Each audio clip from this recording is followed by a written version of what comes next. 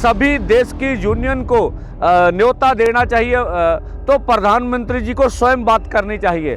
बात के बारे में प्रधानमंत्री जी स्वयं जानते हैं। जब प्रधानमंत्री जी बोलते हैं हमारे खेती के 3 कानून अच्छे हैं, वो तर्क नहीं देते भी किस तरह से अच्छे हैं।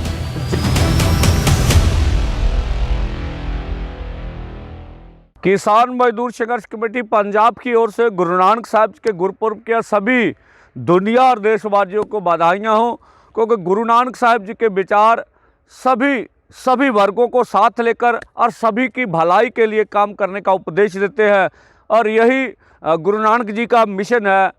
दूसरा, जो दिल्ली में घेराव चल रहा किसानों मजदूरों का, वो सिंघू और टिकरी में था।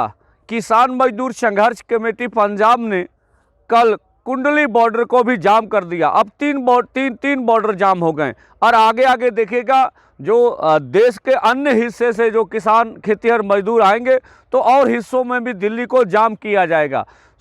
केंद्र शर्तें लगा के बात कर रही है, ये हमें परवाह नहीं है। दूसरा, सभी देश की यूनियन को न्योता देना चाहिए, तो प्रधानमंत्री जी को स्वयं बात करनी चाहिए। बात के बारे में प्रधानमंत्री जी स्वयं जानते हैं। जब प्रधानमंत्री जी बोलते हैं हमारे खेती के 3 कानून अच्छे हैं, वो तर्क नहीं देते भी किस तरह से अच्छे हैं।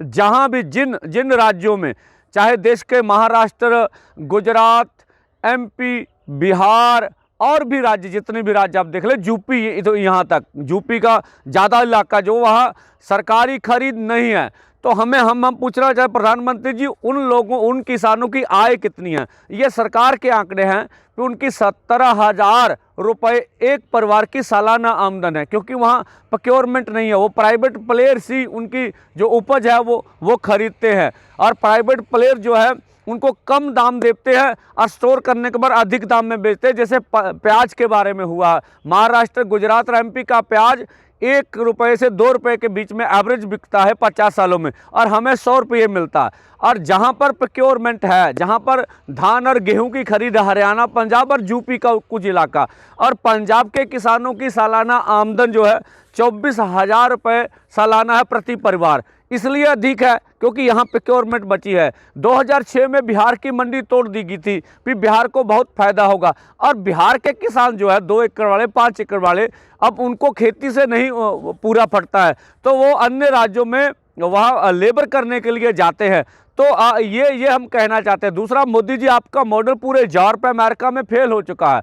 तो प्रति सेकंड यूरोप के किसान खेती छोड़ रहे हैं, अब अमेरिका 60,000 करोड़ रुपये अपने किसानों को सब्सिडाइज करता है, तो उससे भी किसान जो है उनके कर्जाई बहुत हो गए। इसलिए जो कारपोरेट घरानों की खेती लेके मोदी जी आना चाह रहे हैं, तो ये देश हमारे में नहीं चलेगी। यहाँ 2.5 और 5 एकड़ वाले 86% किसान रहते हैं, जिनकी उपजीविका बहुत मुश्किल से चलती है। पूरे देश में 50 किसान कर्ज के कारण खुदकुशियाँ कर रहे हैं। जब प्रधानमंत्री जी बोलते हैं कि हम आमदन दुगनी कर देंगे, तो कोई रोड मैप नहीं देते। हमारे खादों का, पेस्टिसाइड का, लेबर का, खेती मशीनरी का और बीजों के दाम तो प्रधानमंत्री जी बढ़ रहे हैं, हमारे उपज के दाम नहीं बढ़ रहे।